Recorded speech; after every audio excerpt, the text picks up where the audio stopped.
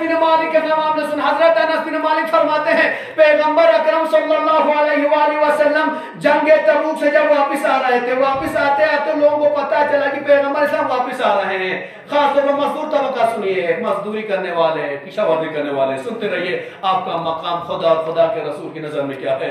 حضرت انس بن مالک کہتے ہیں کہ پیغمبر اکرم صلی اللہ علیہ وآلہ وسلم جنگ تبوک سے جب واپس آ رہے تھے، واپس آنے کے بعد لوگوں کو پتا چلا کہ پیغمبر تشریف لا رہے ہیں. لہٰذا اس میں سے ایک پیغمبر کے صحابی تھے سعد انصاری. سعد کو پتا چلا کہ پیغمبر تشریف لا رہے ہیں. ایک مرتبہ پیغمبر اسلام صلی اللہ علیہ وسلم کے استقبال کے لیے گئے کام چھوڑ کر پیغمبر آ رہے ہیں. لہذا پیغمبر کے استقبال کے لیے کام چھوڑ کر، مزدوری چھوڑ کر استقبال کے لیے گئے.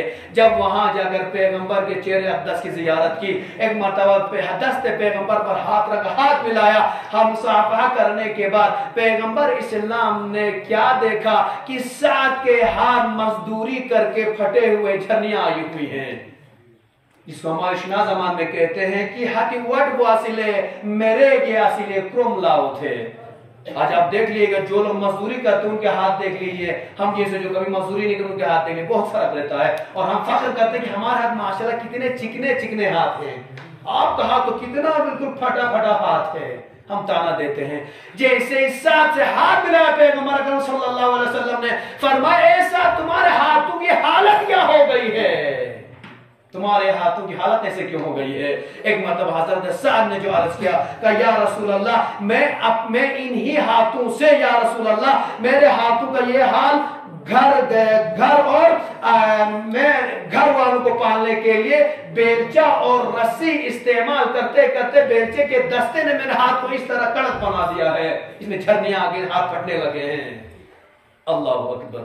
جیسے ہی پیغمبر اکرم صلی اللہ علیہ وسلم نے جب سنا کہ میرے ہاتھ مزدوری کی وجہ سے، بیلچے سے کام کرنے کی وجہ سے، رسی کھینچنے کی وجہ سے ہاتھ پھٹے ہوئے، ہاتھ اس طریقے سے ہاتھ میں جھرنیاں آ گئی ہیں، پیغمبر اکرم صلی اللہ علیہ وسلم نے ہاتھوں کو یوں بلند کیا. فقبل النبی صلی اللہ علیہ وآلہ وسلم یدہ وقال هذه يد لا تمسها النار. پیغمبر اکرم صلی اللہ علیہ وسلم جب سعد انصاری کا یہ جملہ سنا کہ میں مزدوری کرتے میرے ہاتھوں کی یہ حالت ہو گئی ہے، پیغمبر نے سعد کے ہاتھوں کو بوسہ دیا کہ ایسا یہی وہ ہاتھ ہے جن پر خداوند عالمین نے جہنم کی آگ کو حرام قرار دیا ہے. صلوات پڑھے محمد والے محمد.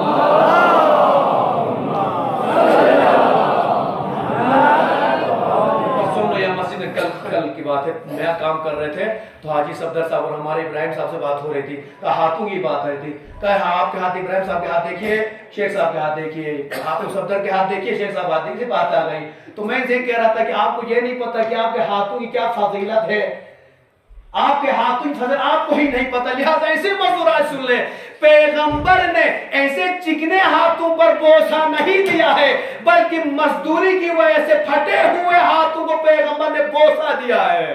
اور پیغمبر نے فرمایا یہی وہ ہاتھ ہیں جن پر خداوند عالمین نے جہنم کی آگ کو حرام قرار دیا ہے.